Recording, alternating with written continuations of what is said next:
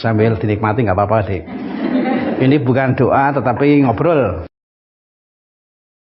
Sharing saja. Saya setiap Rabu seminggu sekali itu ke Totombok. Ini tidak luar biasa. Ini hal yang biasa, hal sederhana, hal yang kecil, hal yang mudah. Yang penting kan ada niat. Saya sangat nikmati kapel. Juga sangat menikmati salib Yesus yang ada di sana. Di sana ada salib Yesus. Tapi Yesusnya tidak ada tangannya. Dan di sana ada tulisan, kamulah tanganku. Nah, dalam rangka itu ketika saya hadir di Legio Maria Rosa Mistika yang rapatnya hari Selasa jam 6:30 dengan kostum bebas. Kalau kemarin banyaknya pakai selimut karena dingin. Nah, saya bertanya kepada mereka, mau enggak kalau kelompok ini yuk saya bantu untuk kerasulan, untuk pelayanan, tapi di bidang pengajaran. Mengapa? Karena banyak sekali umat yang perlu dibantu di bidang itu. Ada banyak aktivitas yang dijalani dengan tekun, dengan setia, tapi kurang paham. Dan apa yang terjadi ketika kurang paham, bisa saja lalu kemudian orang terpeleset menjalankan itu meskipun baik, tapi hanya sebagai rutinitas. Hanya sebagai kewajiban yang ujungnya nanti lalu kurang mengubah. Padahal sebenarnya Yesus sampai mati disalib lalu mengangkat siapapun yang menjadi muridnya sebagai tangannya Yesus itu untuk mengubah. Maka kalau orang tidak diubah lalu kan harus direnungkan mengapa ya. Nah, salah satu yang mudah-mudahan membantu perubahan dalam arti yang baik itu adalah kegiatan pengajaran. Maka kita bisa mengerti mengapa Yesus menggunakan hidupnya besar sekali waktunya yang digunakan untuk yang namanya pengajaran. Supaya kalau orang itu mengikuti Yesus, dia paham. Supaya kalau dia mengikuti Yesus, dia sungguh fokus ke Yesus. Saya mengikuti Yesus, bukan yang lain-lain. Mengapa? Karena ada banyak yang bisa diperhatikan. Nah, mengikuti Yesus memfokuskan diri pada Yesus. Nah, ketika saya ngobrol dengan Legio Maria itu, lalu Legio Maria mengatakan umat di sini juga kepingin ada pengajaran soal Ekaristi. Bagus, nanti saya bantulah. Kita pembagian tugas, saya menyiapkan materi dan menyampaikan.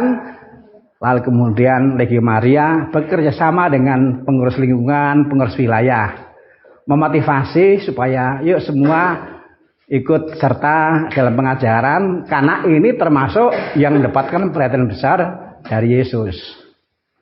Lalu materinya saya manut. Saya berusaha untuk mendengarkan. Maka soal tema saya ikut saja pada apa yang dirindukan. Lalu kemudian mengenai penyampaian malam hari ini. Saya mau berusaha untuk menyampaikan nggak lama-lama. Lebih baik bentar kita kepingin lagi di lain kesempatan daripada banyak belum selesai orang berkata dalam hati ini kok nggak selesai toh. Saya juga punya pengalaman seperti itu soalnya. Jadi saya mau berusaha untuk menyampaikan lama mudah-mudahan 1 jam selesai. Lalu kemudian saya akan menyampaikan yang sederhana saja, tetapi itu memang bermanfaat. Nah, pertimbangannya adalah satu, supaya yang sederhana ini mudah dicerna. Dan yang kedua, yang sederhana ini juga kemudian mudah kita tularkan pada yang lain.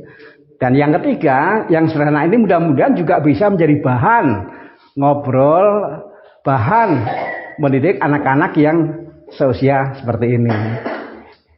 Jadi yang saya sampaikan ini harapannya adalah bisa bermanfaat lebih dari yang hadir pada malam hari ini. Karena yang saya sampaikan ini mudah-mudahan juga bisa bermanfaat untuk dibagikan kepada yang lain. Nah, tadi sudah disebut mengenai Ekaristi. Jadi misa itu memang ada banyak sebutan. Saya mulai saja dari yang tadi disebut Ekaristi. Ekaristi itu dari bahasa Yunani, Eucharistion, yang artinya bersyukur, berterima kasih. Nah, di dalam Ekaristi, siapa yang berterima kasih dan kepada siapa berterima kasihnya itu? Terima kasihnya bukan kepada petugas, bukan kepada umat. Terima kasihnya itu kepada Tuhan Yesus. Berbahagialah kita yang diundang ke perjamuannya. Siapa yang mengundang? Tuhan Yesus. Dan kita diundang oleh Yesus untuk apa? Tadi di luar ada cemilan, ada konsumsi. Nah, kita diundang untuk hadir dan terlibat di dalam perjamuan. Bukan perjamuan sembarang perjamuan, tetapi perjamuan suci.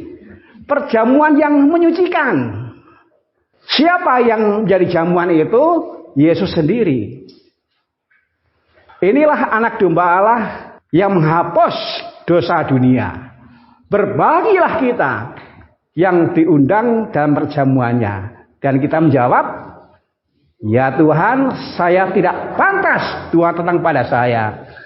Tapi bersabdalah saja, maka saya akan sembuh. Kita diundang oleh Yesus. Dan kita itu sosok yang seperti apa? Ya Tuhan, saya tidak pantas. Ini luar biasa.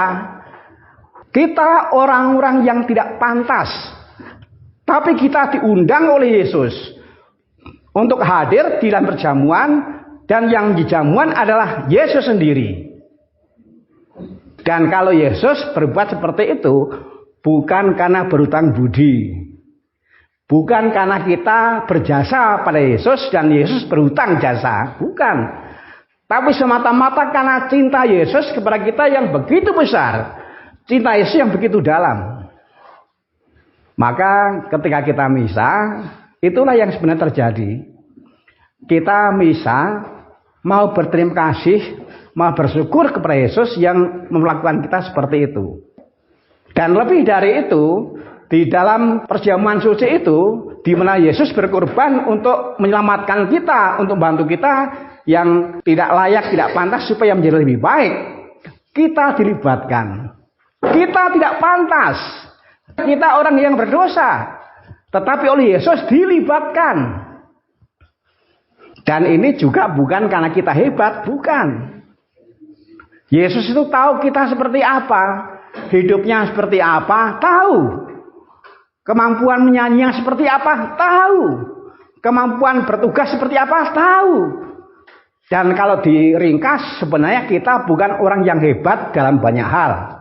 Mungkin dalam semua hal. Tetapi meskipun kita tidak hebat, toh Yesus melibatkan kita. Yesus mau melibatkan yang tidak hebat. Kalau orang melibatkan yang hebat itu biasa kan? Orang melibatkan yang hebat biasa. Dan Yesus luar biasa karena kita tidak hebat dalam banyak hal, bahkan dalam semua hal. Dan itu karena Yesus sangat besar sayangnya kepada kita. Maka kita bersyukur. Terima kasih ya Tuhan. Saya bersyukur karena di dalam misa saya ini meskipun tidak hebat juga dilibatkan. Ikut ambil bagian. Entah sebagai petugas, entah sebagai umat. Kalau berbicara mengenai keterlibatan, siapa yang dilibatkan di dalam misa? Itu juga petugas, juga para umat. Jadi umat itu meskipun tidak menjadi petugas, itu juga terlibat, ambil bagian. Ketika menyanyi, ikut menyanyi. Ketika persembahan, ikut persembahan. Ketika berdoa, ikut berdoa. Ketika berdiri, ikut berdiri. Ketika ngantuk, ikut ngantuk. Nah, semua.